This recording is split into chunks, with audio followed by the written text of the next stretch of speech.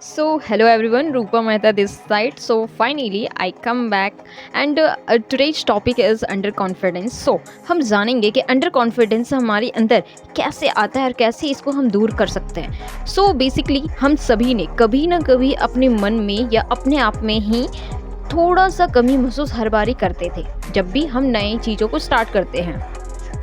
But क्या आपको पता है ये आखिर हमारे अंदर आती कैसे है?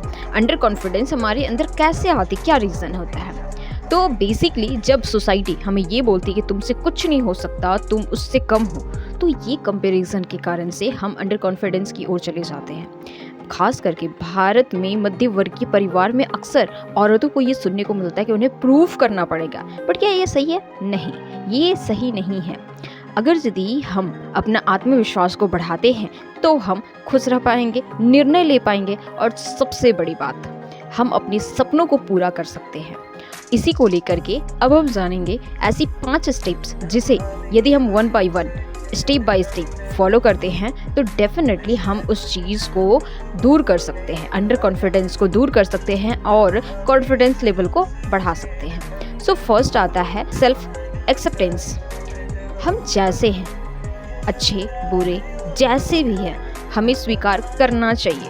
बहुत सारे लोग तो अपने आप में ही कमियां निकाल करके अनहैप्पी रहते, दुखियारी आत्मा बने हुए रहते हैं. नहीं, स्टार्टिंग में आप जैसे हो, अच्छे बुरे जैसे हो, उसे समझो और उसे स्वीकारो. जैसे मान लो आप बहुत दयालु हो और इसके कारण आपको कई बार दुख मिलता है, लेकिन खुद को याद दिलाओ कि ये आपकी कमजोरी नहीं है. यदि आप इसका सही इस्तेमाल करते हो तो ये आपकी ताकत है. आप इसके थ्रू दूसरों की मदद कर सकते हो. दूसरा नंबर में आता है पॉजिटिव सोच. हमें हर दिन अपने आप में सकारात्मक सोच को देना चाहिए, अफर्मेशन करनी चाहिए. जब भी आप पॉजिटिव अफर्मेशन करते हो तो पाओगे कि आप धीरे धीरे हर एक चीज़ में पॉजिटिविटी देखना शुरू कर रहे हो. चीज़ें चेंज होना आपको दिखेगी. इस चीज़ को लगातार करना बहुत ज़्यादा ज़रूरी है. बोला जाता है ना कि बार बार रिपीट किया गया अफर्मेशन बिलीव को लीड करता है और बिलीव हैबिट से बनती है.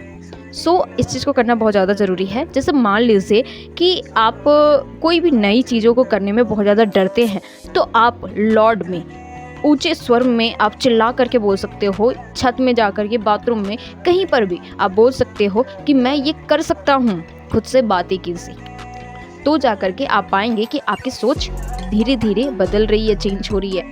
तो ये काफ़ी इम्पैक्टफुल है. तीसरा स्टेप में आता है नई चीज़ें सीखें. न्यू स्किल हमें आत्मविश्वास की ओर ले जाती है. साथ ही साथ छोटे छोटे स्टेप को बनाएं और उसे प्राप्त करें. इससे आप अपनी अकाउंटेबिलिटी के अकॉर्डिंग या फिर विजुअल ट्रैक, आप जब विजुअल ट्रैक करोगे तो आप पाओगे कि आप चीज़ें कर रहे हो, आपको करते हुए चीज़ें दिख रही है, तो आप पॉजिटिव हो जाओगे.